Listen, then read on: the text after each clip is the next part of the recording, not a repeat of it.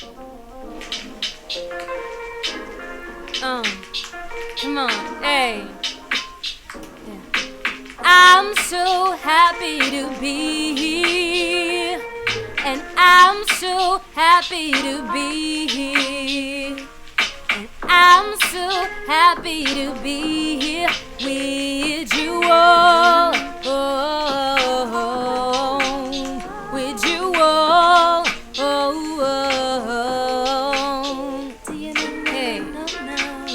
Do you know? Hey, come on, yeah, let's get it.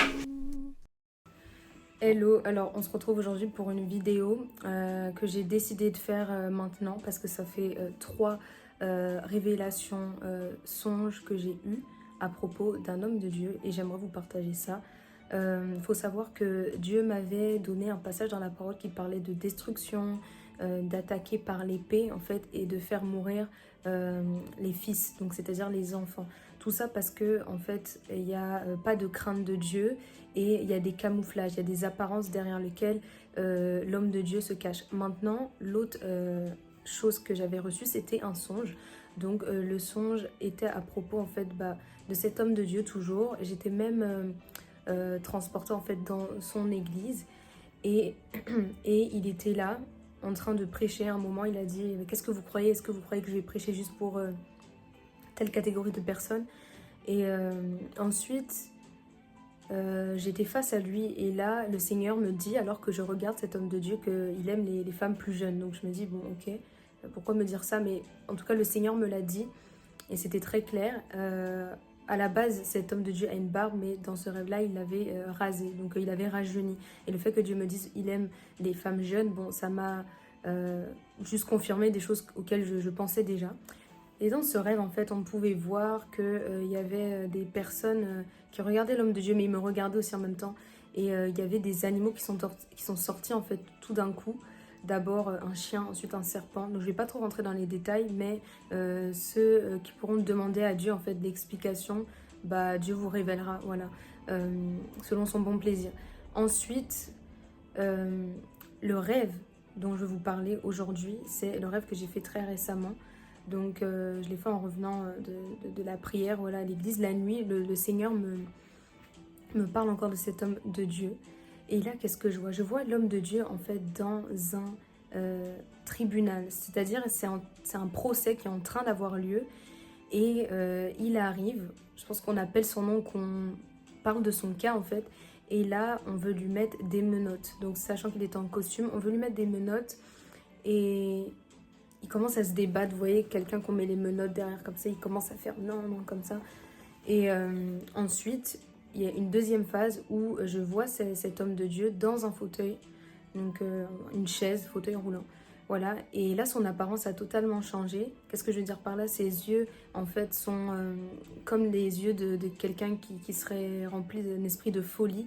Donc, il a les yeux comme ça en alerte et il est vraiment inquiet, stressé, mais il ressemble plus à un fou, en fait. Et ses cheveux ont changé, en fait. C'est-à-dire que c'est, au lieu d'avoir des cheveux à une longueur voilà, normale, en fait, il a des cheveux maintenant comme moi, au niveau des épaules, mais en mode brushing, donc on va dire lisse. Voilà, ça fait un swoop comme ça. Donc jusqu'ici, mais de couleur bleue. C'est là où je me dis qu'il a totalement changé d'apparence. Et là, le Seigneur, quand je me réveille, en fait, je lui demande de m'expliquer ce rêve et le Seigneur me révèle en fait que c'est pas un procès où on va emmener l'homme de Dieu en prison. C'est qu'au ciel se tient en fait un tribunal, il y a un procès en fait. C'est comme s'il était devant un tribunal divin, devant un procès divin tout simplement. Et c'est pour les mauvaises actions en fait, les choses que le Seigneur lui reproche. C'est vraiment pour ça. Parce que derrière même cette couleur de cheveux et cette longueur de cheveux se cachait un esprit en fait. Un esprit que lui cache en fait à ses fidèles. Mais c'est l'esprit, voilà, papa. Et donc, c'est choquant de voir cet homme de Dieu, voilà. Et je voulais juste vous dire qu'on peut prêcher de manière à époustoufler la foule. On peut dire des paroles qui semblent venir du ciel. On peut montrer qu'on marche, voilà, dans la sainteté, alors que pour autant, Dieu s'est retiré des fois de certaines personnes. Et ça, il faut que l'Église le comprenne. Mais encore une fois, c'est seulement ceux qui sont attachés à l'esprit qui comprendront et qui peut-être sauront de qui je parle. J'ai pas encore eu à cœur de révéler le nom de la personne, Mais ce que je sais, c'est que aujourd'hui, les personnes qui disent la vérité sont combattues. Les personnes qui prophétisent des choses sont combattues. Et il faut savoir que cet homme de Dieu, ce pasteur, voilà, les choses que j'ai vues, donc c'est des prophéties, c'est pour le futur, mais c'est des choses en fait qui, même si vous ne les voyez pas se réaliser tout de suite, plus tard, vous allez pouvoir voir que ça s'est accompli. Et c'est là où quand vous reverrez cette vidéo, vous direz que « Ah, ok, maintenant je comprends. Je comprends de qui elle me parlait, je comprends le pourquoi du comment. » Donc comme je le disais aujourd'hui, plus les gens parlent de la sainteté et moins les gens sont intéressés en fait. Et on ne parle pas d'une sainteté derrière des apparences où les personnes semblent parler de sainteté, semblent parler de repentance, semblent parler de l'amour de Dieu, des choses à faire pour plaire au Seigneur, alors que le cœur n'y est pas en fait. On parle vraiment de personnes. Vous savez, il y a des personnes qui ont ce don de pouvoir se déguiser en fait, se déguiser en ange de lumière. Et le Seigneur, même lorsqu'il ne marche plus avec les gens, en fait, vous allez pouvoir voir que la personne sur la chair, peut-être elle a de l'énergie, peut-être elle a une foi qui a l'air communicative, on va dire contagieuse. Elle a les bonnes paroles. Mais aujourd'hui, quand on vient dire la vérité, que ce soit sur les réseaux ou à l'église, hein, bah, y a des combats en fait. Il y a des combats parce que maintenant, on combat les gens qui disent la vérité. Maintenant, en fait, on doit que dire des paroles qui caressent dans le sens du poil, des paroles en fait qui sont mielleuses, qui sont flatteuses. Et quand on vient en fait à contre-courant, bah ça provoque des combats. Mais sachez que la personne qui verra ce message et qui s'acharnera pour vouloir me combattre, le message ne vient pas de moi. S'il était de moi-même, en fait, ça se détruirait. Mais vu que le message vient de Dieu, si tu viens combattre le message de l'Éternel, c'est l'ange de l'Éternel également qui viendra contre toi. Parce que souvent, on voit des personnes qui comprennent même pas le ministère de prophète, qui croient que c'est amusant d'être là et de balancer des noms, de dire que le Seigneur m'a révélé ceci ou cela sur un tel ou un tel, alors que c'est pas une partie de plaisir. En fait, c'est juste qu'on fait ce que Dieu nous demande par obéissance. Alors, s'il y a des pasteurs, il y a des évangélistes, des docteurs, etc., il y a aussi des prophètes et les prophètes ne sont pas simplement là pour annoncer, comme je dis souvent, que des bonnes nouvelles. Des fois, il y a des mauvaises nouvelles. Donc les personnes qui viendront combattre ce message, c'est contre vous-même que vous combattez. Et vous combattrez même contre le Seigneur, je dirais. Parce que c'est le Seigneur qui m'a envoyé donner cette parole-là. Et le jour où elle va s'accomplir, vous comprendrez. Moi, j'avais déjà donné en début d'année 2024 cette prophétie-là qu'il y allait avoir des jugements divins. Et on voit que le jugement n'a pas commencé dans le monde, il commence dans l'église. Maintenant, on voit que ça se poursuit, on voit des célébrités qui sont accusées de telle ou telle chose. On voit que la vérité éclate. Les masques tombent. Et ça, je l'avais déjà dit sur Instagram dans des publications. D'autres, c'était des stories. Donc, apprêtez-vous vraiment à voir des personnes qui ne marchaient pas correctement avec Dieu, mais qui paraissaient marcher correctement, tomber. Parce que le Seigneur a des conseillers au ciel. Et quand le conseil se réunit, commence à parler d'un serviteur, d'une servante, c'est que c'est pas bon. C'est que la personne, en fait, le rêve de ces serviteurs de Dieu, c'était qu'il avait, en fait, des menottes. Et moi, le Seigneur m'a révélé, c'est que la personne est liée. Elle est rentrée dans des choses. Et pour sortir de là, ça va être compliqué. Il faut vraiment revenir à 100%. Voilà. Il faut vraiment revenir à 100%. Vous savez, il y a des gens, des fois, ils font des repentances, mais voilà, ils ont toujours des liens avec les choses qui les lient au passé, en fait. Ils font des sortes de compromis. On peut faire des compromis, par exemple, dans un couple, mais on ne fait pas des compromis avec Dieu. C'est soit Dieu, soit le diable. Et on ne peut pas se déguiser indéfiniment et penser que le peuple de Dieu va jamais se réveiller. En tout cas, il y a des personnes qui ont été appelées pour démasquer les œuvres des ténèbres. C'est pas un ministère de dénonciation, mais c'est juste que quand il y a des choses qui se font pas correctement, le Seigneur révèle aux personnes autour, en fait. Et la personne a déjà été avertie personnellement. C'est souvent ça avec les révélations, les dénonciations, comme vous appelez ça. Souvent, la personne ne veut pas écouter, ne veut pas se repentir. Dieu expose en fait ce que tu es en train de faire. Parce qu'il y en a marre des serviteurs de Dieu qui veulent paraître saints alors qu'à l'intérieur, c'est des tombeaux blanchis. Ou à l'intérieur, en fait, il y a une ruse, il y a une hypocrisie. Et les personnes sont conscientes de ce qu'elles font en fait. Et ça s'appelle mentir au peuple de Dieu. Et si on ment au peuple de Dieu, en fait, on emmène le peuple de Dieu en enfer. Donc Dieu n'est pas pour ça. Dieu préfère qu'on puisse révéler au peuple de Dieu ce qui se passe réellement et chacun aura sa responsabilité de soit suivre le Seigneur, soit suivre ses propres désirs, tout simplement. Donc cette vidéo, elle n'est pas longue, elle est juste pour vous avertir, pour aller vraiment chercher le Seigneur, demander le don de discernement des esprits, pour vraiment pouvoir déceler les choses qui sont invisibles, pour pouvoir repérer les atmosphères voilà, qui viennent du Seigneur. Parce que souvent, on peut croire que ah il paraît bon, ah il paraît saint, ah il dit bonjour au protocole, ah c'est un diacre qui est super aimable, qui... Oui, mais derrière, qu'est-ce que la personne peut faire? La personne peut aller, je sais pas moi, vivre dans l'impudicité. Et pourtant, à l'église, elle se comporte comme si de rien n'était. Il y a beaucoup d'hypocrisie dans l'église, en fait. Et le Seigneur, quand il révèle des choses à ses enfants ou aux serviteurs de Dieu, les prophètes, bah c'est pas pour condamner. Justement, c'est pour éclairer. Dieu est un Dieu de sainteté. Dieu est un Dieu de sainteté. Et les anges, croyez-moi, quand ils viennent vous visiter, c'est pas pour vous jeter des fleurs, c'est pas pour... Voilà, il y a le caractère de Dieu qui est présent, même chez les anges. Et c'est-à-dire, ils viennent avec une autorité. Oui, le Seigneur est doux, mais le Seigneur est aussi saint. Et on ne peut pas jouer avec la sainteté, on ne peut pas mentir indéfiniment aux gens. Imaginez que moi, je chante des louanges à Dieu, toute la vie, je chante, je le bénis, je l'adore, mais derrière, je vis une vie d'impudicité, derrière, je vis une vie de mensonge, de rébellion. En fait, à quoi ça sert? Le Seigneur n'en a que faire de ses louanges. L'obéissance vaut mieux que les sacrifices, mais maintenant, on va parler du sacrifice, en fait, où tu obéis à Dieu. Parce que quand tu désobéis à Dieu, nous dit la parole, en fait, c'est semblable à la divination.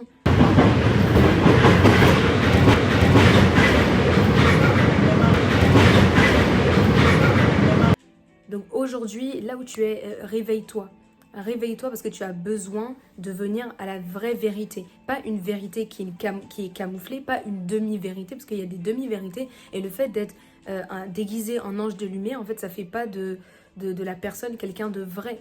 Prêcher des demi-vérités, dire des demi-vérités, ça fait pas de la personne quelqu'un de vrai. Mais au contraire, quelqu'un qui est déguisé, qui vient par la ruse, qui vient pour tromper. Et en quoi est-ce le caractère de Dieu? Pourquoi Dieu ne reprendrait pas ce genre de caractère? Je pense que des fois, les chrétiens, il faut lire la parole avec des yeux vraiment spirituels et pas juste penser que Dieu a tant aimé le monde, qu'il a envoyé son Fils unique afin que quiconque croit en lui soit sauvé mais ne périsse pas.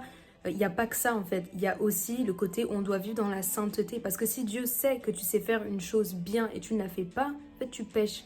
Voilà. Et il y a des personnes qui avaient bien commencé mais qui terminent mal. Donc le but, c'est pas de bien commencer. Le but, c'est de bien terminer en fait. Parce que quelqu'un peut bien commencer et on en voit certains, ils sont vraiment appelés de Dieu, mais ils ont déserté, mais ils se sont égarés loin de la vérité. Pourquoi? Parce qu'il y a des désirs, des passions, etc.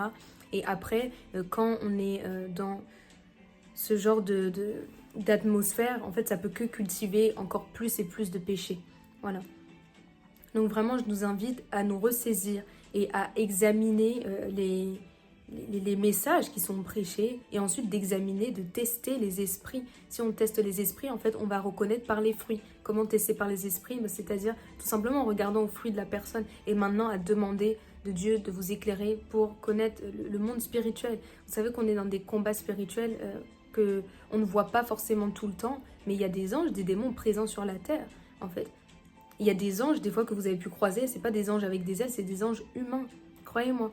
Donc, cette vidéo, elle a vraiment pour but que l'Église, en fait, puisse être préparée à l'enlèvement. Si on ne vit pas dans la sainteté, je vois pas comment Dieu va nous emmener dans les noces de l'agneau. Je vois pas comment on va être enlevé si on vit dans le péché. Mon rôle aussi, la chose à laquelle Dieu m'appelle aussi, c'est préparer l'Église à l'enlèvement. Maintenant, c'est en vivant dans la sainteté, mais pas une sainteté d'apparence, pas une sainteté où les choses sont camouflées derrière dans le secret, on fait autre chose, on sait qu'on est... Il y a beaucoup de choses en fait qui se passent de nos jours et Dieu a vraiment décidé en cette année 2024, à partir vraiment de cette année 2024, de commencer à juger les églises, dont les serviteurs de Dieu, parce que les serviteurs de Dieu et les servantes de Dieu, ils ont une tâche plus lourde que le reste des enfants de Dieu, en fait. Ceux qui enseignent, on sait qu'ils seront jugés beaucoup plus sévèrement, on sait que la colère de Dieu peut descendre, en fait. Mais la solution à ça, c'est quoi? C'est se repentir et ensuite vivre dans la sainteté. Mais si tu demeures dans le péché et tu crois que Dieu va tolérer ça, ou tu te caches de Dieu, mais tu te caches vraiment de ton Créateur. On voit que quand Adam et Ève, ils avaient péché, ils cherchaient à se cacher. Mais est-ce que pour autant, ils ont été cachés. Non, tu peux pas te cacher de celui qui t'a créé. Il sait les profondeurs de ton cœur, il sait ce que tu penses, ce que tu veux faire. Donc le seul vrai but, c'est vraiment de chercher à nous rapprocher de Jésus pour pouvoir être enlevé quand il reviendra. Personne ne va être laissé lors de l'enlèvement. Alors ça sert à rien de prêcher des choses qu'on sait qu'on fait le contraire. Moi, c'est vraiment ça l'appel que je fais aux serviteurs, servantes de Dieu, que tu sois jeune, que tu sois vieux. Il n'est jamais trop tard pour revenir à Dieu et peu importe ton âge, c'est pas parce que tu as 10 ans d'expérience, 15 ans d'expérience, 25 ans d'expérience dans le pastorat ou même en tant qu'enfant de Dieu que tu n'es pas susceptible de tomber en fait. Parce que Dieu le dit, que celui qui est debout prenne garde de ne pas tomber. En fait, donc des fois, on peut croire qu'on est assis dans la foi, tout va bien. Et c'est là où on va venir nous tenter avec l'ennemi. Et si on cède, bah, tout ça, ça montrera simplement si vraiment on était ancré dans le Seigneur. Parce que croyez-moi, il n'y a pas d'épreuve qui vient vers nous qu'on ne puisse résister. Dieu sait nos capacités, Dieu connaît nos faiblesses et il sait nous rendre forts et capables pour résister à ces choses-là. Donc vraiment, testez les esprits. Examinez les prédications. Ne vous laissez pas influencer par les signes, les miracles et les prodiges. Dieu nous a déjà prévenu qu'il y en a qui feront même descendre du feu depuis le ciel donc sur la terre. Ça veut dire que le diable est quand même puissant.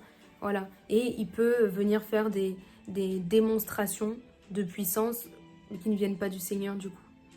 Parce que le mensonge ne peut pas produire quelque chose de bien. Donc attention, attention à vos âmes, attention à vos cœurs, attention à vos oreilles, à ce que vous écoutez. Parce que ça peut vous mener loin de la vérité. Ne vous laissez pas tromper, ne vous laissez pas aveugler par les apparences.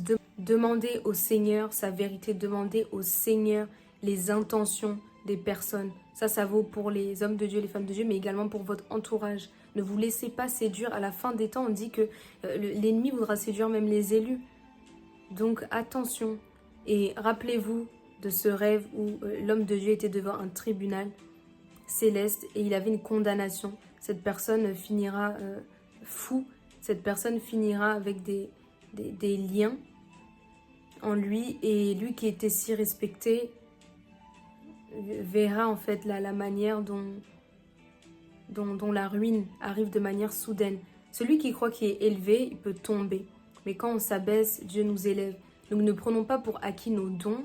Ne vous laissez pas influencer par les dons. Ça ne prouve en rien l'authenticité d'un serviteur ou d'une servante.